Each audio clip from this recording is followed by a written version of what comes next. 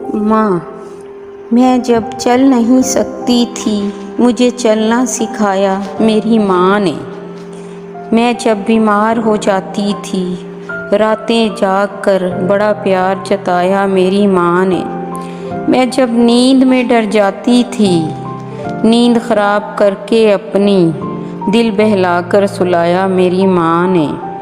ज़िंदगी की ज़मीं कांटों भरी है, खुद कांटों पर चल कर भी मुझे कांटों से बचाया मेरी माँ ने।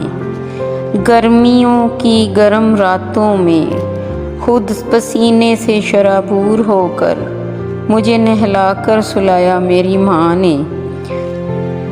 जब लाइट रात भर ना आती थी खुद पूरी रात आँख ना लगाती थी।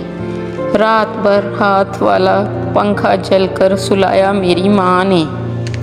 उम्र भर ज़माने की गर्म हवाओं के थपेड़े खाकर भी मुझे अपनी ममता के साए में बिठाया मेरी माँ ने।